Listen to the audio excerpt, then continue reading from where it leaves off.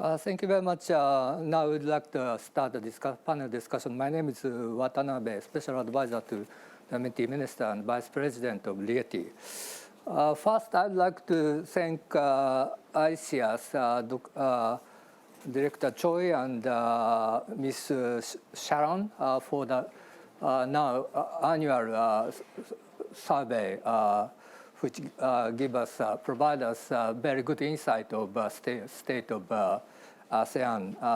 It is very insightful. We learned a lot from the survey, and we are living in, as Dr. Thitinan mentioned, that we are living in a very difficult geopolitical environment. As Dr. Thitinan mentioned, that U.S.-China conflict are sort of basic, and now we are seeing the Russian invasion. And as Dr. Thitinan mentioned, that the EU and other countries are vying for the influence in this region. So ASEAN is now an arena for great powers for their own influence, competition, and rivalry. So, in this situation, this discussion will be very important. And I would like to talk about maybe three major points. One is economic influence, a trend of economic influence by China in the region. That is number one. And the second is U.S. commitment, engagement in this region. We have just seen IPEF launch in Tokyo by President Biden and Prime Minister Kishida and other leaders from the ASEAN countries. That is number two. Now, the last three, which I would like to focus, is future of, future of Japan and ASEAN cooperation. We are commemorating 50th friendship anniversary next year, and in this difficult geopolitical environment, it's very important for Japan and ASEAN to strengthen a partnership for embracing for the next generation. And Dr. Oba is chairperson of the advisory committee at the Cabinet Office for strengthening friendship between Japan and ASEAN. So she is very good person to be here to discuss on that issue. First, I would like to ask to Dr. Thitinan about China. And as Sharon's survey indicated, as economic influence, presence of the Chinese companies and the Chinese economy in ASEAN is increasing, and the perception of the ASEAN people dramatically changing over the past 10 years. So what's your view on the trend of the Chinese influence in the region? Okay.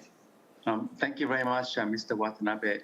And if it's okay, I have a bit of a bandwidth problem as the administrator has informed me. So I'm going to turn off my video, my camera, but I'll continue speaking. Please. Thank you very much. I think the question about, China's economic influence and dominance is because economic partner to most of the countries in regions. Some countries now, I think they are all in on China. I think Cambodia, Laos, and Brunei to an extent. Other countries are more skeptical, but no one can deny that China has a huge, far-reaching, deeply embedded now economic impact and influence and dominance. Now, on the security side, I mentioned earlier, there's a lot of skepticism and reservations and misgivings about China's role. So we have a kind of a contrast, but moving forward, Mr. Watanabe, I think things will be different. We haven't talked about China's COVID trap a little bit. Coming out of COVID pandemic, China may not be in as good a shape as compared to the other countries who have reopened earlier. There's a lot of uncertainty, a lot of stress and strain within Chinese domestic politics. With President Xi Jinping's third term, controversial third term, the party congress, and so on. So I think that we also will see more inward turning orientation in China and elsewhere. So we're seeing more decoupling. We'll see consequences for supply chains and so on. So the world is going to be a little bit more bifurcated and dichotomized with greater protectionism. We saw this trend already, but I think this trend now is being exacerbated.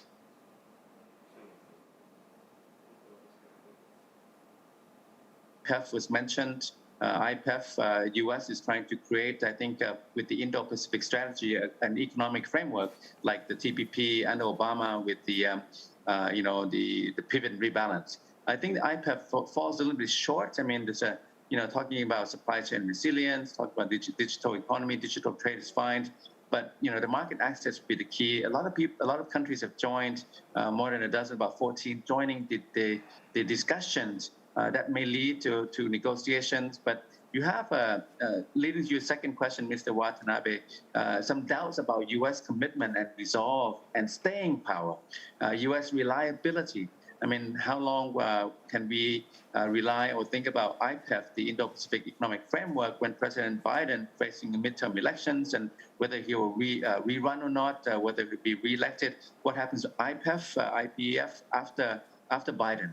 So I think the IPEF was a bit of an attempt, an effort to kind of come up with an economic framework to go along with the Indo-Pacific strategy. But because it lacks congressional approval, it's based on kind of executive order, it's uncertain whether it will have a long traction. So some doubts here. Nevertheless, I think that this bifurcation will force a lot of countries, the economies in the region, to go one way or the other.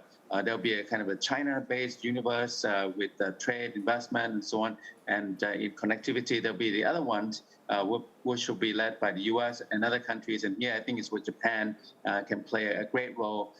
It's very important for Japan to be autonomous and not to be seen as kind of a deputy, a stand-in, a proxy for U.S. interest in the region. If Japan can do that, I think we can have a third way under some Japanese leadership for ASEAN countries. Thank you very much.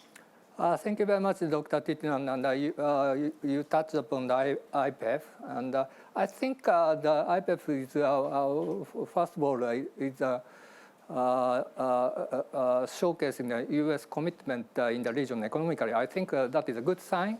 But as you mentioned, that there are still sort of skepticism about how IPEF will deliver concrete outcomes.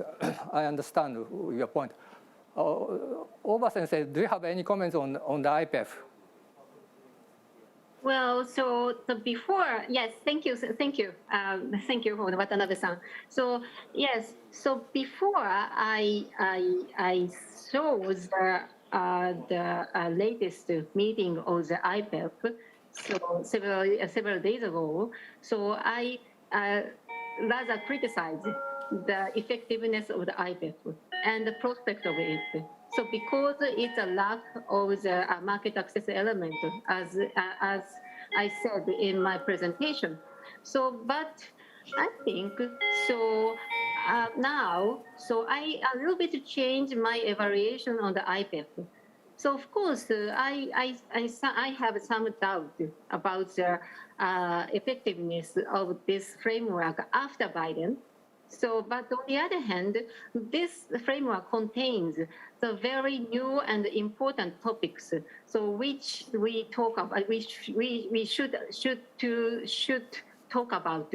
So, to lead the more fundamental prosperity in the future. So digital economy and decarbonization and supply chain resilience and anti-corruption. So there are many issues are contained, and they are very important for the future and for the future the version of the trade policy. And then, this is one of the reasons I changed my evaluation on the IPEF. The second one is that the 7 ASEAN countries joined it. So I was so surprised. So because the lack of the market access, I didn't think the ASEAN countries were interested in it. And then so only the Singapore or the Vietnam, so that only the few the Southeast Asian country would join this the framework. But so in the end, so 7 countries, so and except Cambodia and Laos and Myanmar, so join this the framework. I think, of course, that there are many the reasons. So of their such action, but on the other hand, I think so. Not only Japan and the other advanced countries, so but also the ASEAN countries, so share the what we need to talk about for the future, and then so IPEF would provide very valuable forum for us to talk about the various issues for the very necessary for our future, the trade policy. Thank you. Thank you very much, Professor Oba. On IPEF, I presume the Japanese government has been trying the strenuous effort to engage the United States in the region and engage the partner in Southeast Asia. And maybe, as Dr. Thitinan mentioned, that the task forward is to engage and concretely and deliver concrete outcome in each area, digital and supply chain resilience and climate change and others. Thank you very much. Now we have already discussed the Japanese role and also how we can strengthen Japan and ASEAN relationships. And I think on that one, Dr. Thitinan touched upon a very good point. He mentioned the third way, not the US, not China, but in this difficult geopolitical environment, Japan and ASEAN can collaborate and serve as a stabilizer by further strengthening our relationships. And certainly, Prime Minister Kishida visited Southeast Asian nations and capitals before visiting Europe and before welcoming U.S. President in Tokyo. So certainly, the Japanese government is trying to bridge Western countries and emerging countries and G7 and G20 and Asian countries. So Dr. Thitinan, could you elaborate further on in this regard Japan's role in the region? You mentioned Japan, Australia, Republic of Korea, and the Southeast Asian nations. Do you have further comment on how we can strengthen our Japanese role in the region? Thank you, Mr. Watanabe. I mean, Japan is engaged in a wide array of cooperative vehicles. And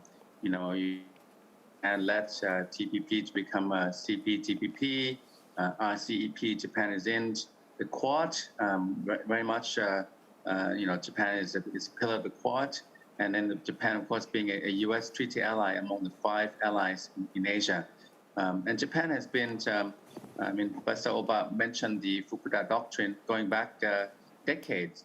Japan is most heavily invested in Southeast Asia over decades. And I think it's only been more recently that China has taken some of that space.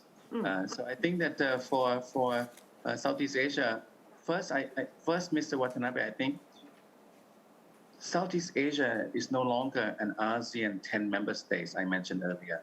So for Japan in Southeast Asia, you have to look at a different mix of a la carte menus. It's not a set menu. It's not like Japan comes to ASEAN as a single entity.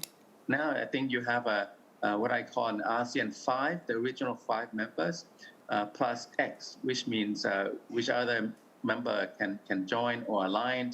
That can be the X. So the different issues, different challenges, different programs, and I think for Japan first has to realize that ASEAN is not a set menu. It's different a la carte choices.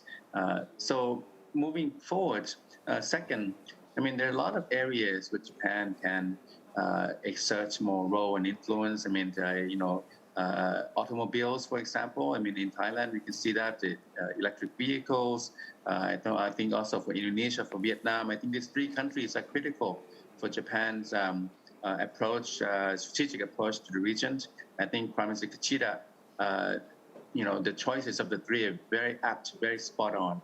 Now, for economic, I think trade investment, it's not like what we saw in the past. I think maybe Japan needs to look at some of the ASEAN countries' economies as more partners than just recipients of FDI like we saw in the past. So maybe looking at skills, upgrading, moving up value chains with Japanese presence. So that would be my second point.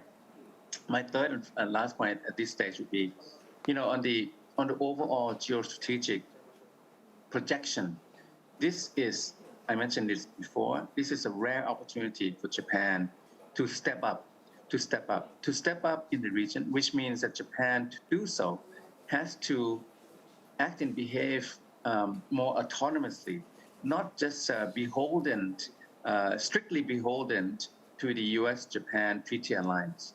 Japan has to come out of that a little bit more and exert its own autonomy, its own latitude, and lead the way.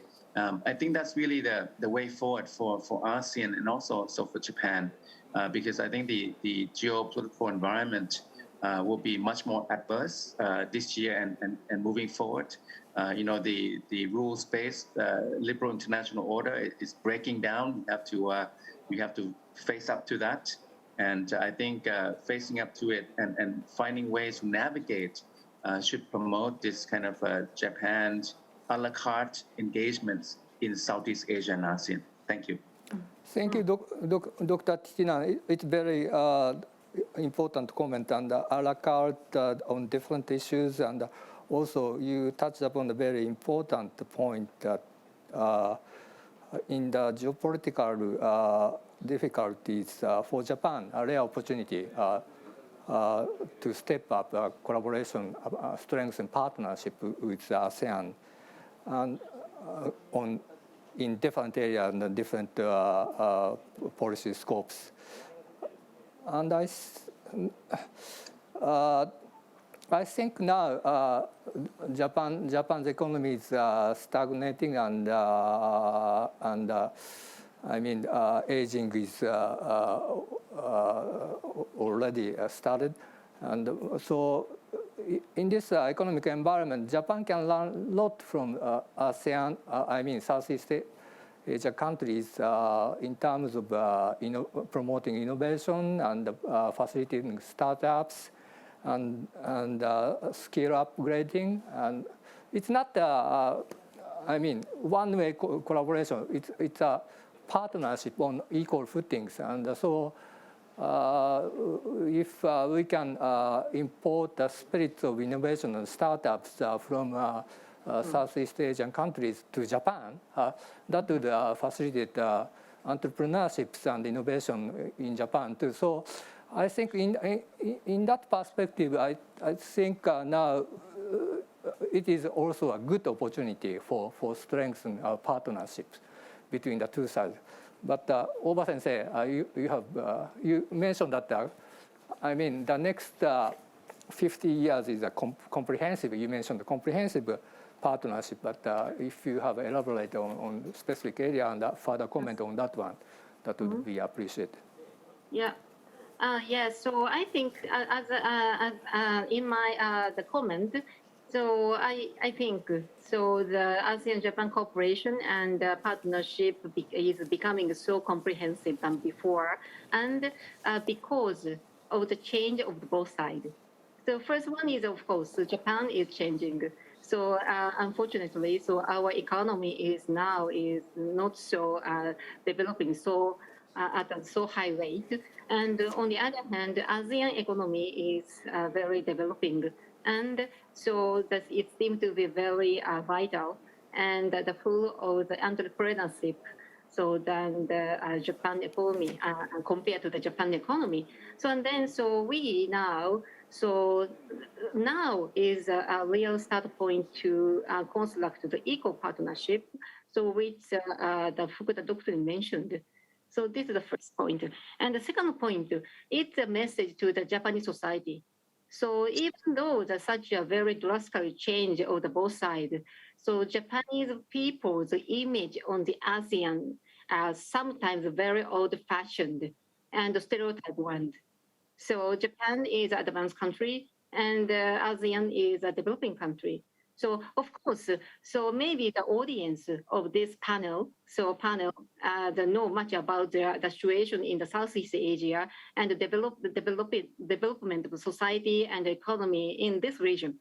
But on the other hand, the ordinary people, most of ordinary people's image on the Southeast Asia is very still, the old-fashioned. So I think so. And then, so I really want the Japanese people to see directly the ASEAN reality. And then, so not the wipe out such a way of thinking. So yeah, so now is US-China rivalry is escalating, and we are balancing China, and then so we need the ASEAN. This is a very oversimplific evaluation of the ASEAN. I think so. We have to consider the diversity of the diverse reactions of the both two giant countries. So and then so the directly understand the changing society and the economy of the ASEAN. This is my the opinion about that. Thank you. Thank you very much, Professor Oba. And now I'd like to invite Ms. Sharon. I think she yeah. I thought you missed somewhere, but I'm sorry for that. But listening to the discussion and still Japan has a high rate of trust in the region. What do you think? What is your view on how we can further strengthen partners between Japan and ASEAN? So the question that you have asked me regarding Japan. Yeah. Yes. Yes. I think the discussion has been revolving around, Japan, and it's quite interesting to us in this current situation that Japan is a member of so many groupings. It's a member of RCEP, it's a member of CPTPP, it is in the IPEF, and all of these are overlapping. It is also in the Quad. And although there are some who will say that these are all challenging ASEAN centrality in view of the fact that the global architecture is now under threat, it's very important to have one common stable factor. And to me, I see that as Japan. And it's certainly in that role, in terms of, Japan coming in to champion rule of law and to increase multilateralism, to increase cooperation.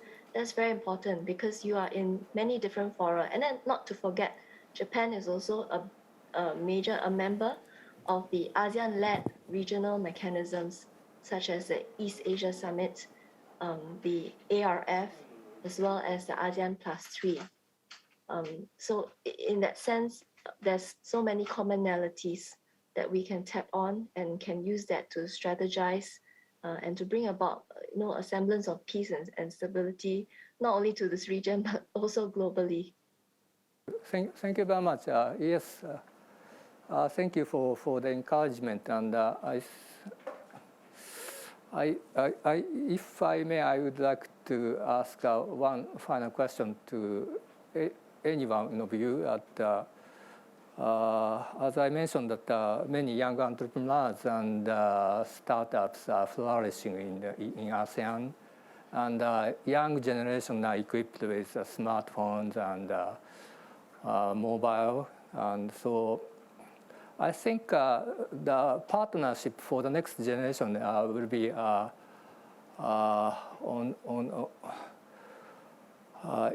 will be the task for the young generation. So,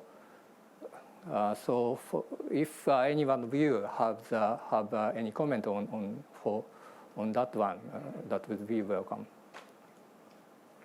Oba Sensei, how about you? Yes, okay. And then, so yeah, as I already said in my comment, so we have to upgrade the level of the vision sharing in this context. The effort to newly expand mutual understanding is so vital. And then, so a specific example of such effort will include the launching the new programs and growing intellectual exchanges. So by utilizing the ASEAN Japan Center and the Japan Foundation Asia Center, and of course the counterpart in the Southeast Asia, and of course including ISEAS, and collaborating with international exchange being promoted by the private sector, some companies and enterprises. And then so it's, and I think that such exchange, intellectual exchange are the one of the very key area. So to promote the such understanding among the younger generation, so among both sides. Thank you very much. Thank you. Dr. Thitinan, any final remark? Thank you very much. Sorry, my camera is off to increase the bandwidth. Look, I think you touched on the strategic, forward-looking issue here, Mr. Watanabe. It's all about the young, about the youth. If you look at the relations, between China and the rest of the region, it's mainly China within with other governments. So when Cambodia is all in on China, it's not the Cambodian young generation, new generation. It's the Cambodian government. Same with Laos government. Same with the Thai government under the military-backed regime. So if you look at young people across the region, Myanmar, Thailand, Cambodia, and Vietnam and Indonesia and so on, they have certain aspirations. They're very tech savvy. They're very connected. They're very digitalized. So I think this is a forward-looking way ahead that you have to engage the young, and Professor Oba already mentioned the role of Japanese institutions and agencies.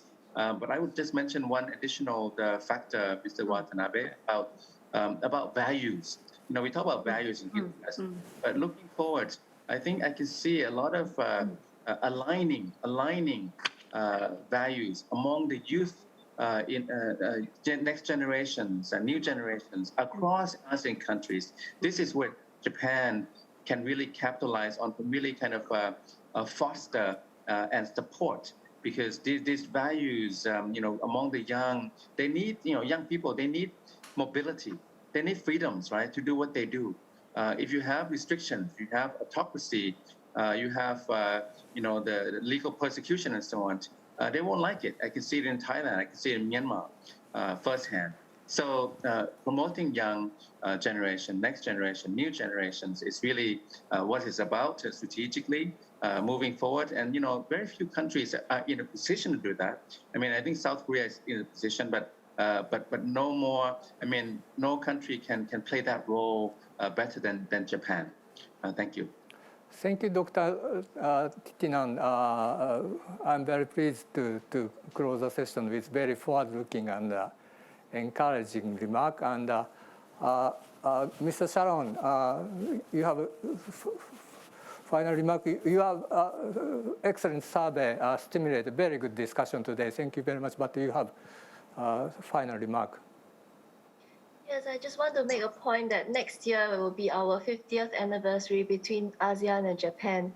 we have one of the longest standing relationships with Japan. So I'm looking forward to how we can reinvigorate the relationship, particularly with what we're talking about, the youth-to-youth exchanges, the mobility, and building up the human capital for the youths in ASEAN countries. And I absolutely agree with Dr. Thitinan in terms of aligning our values. I think there's a great opportunity for that. Thank you very much. Thank you very much, Ms. Sharon and Dr. Thitinan and Professor Oba for excellent contribution. We had a very good discussion thanks to all of you. And I'd like to thank all the participants and listeners. And we're going to end the session now. Thank you very much. Thank you.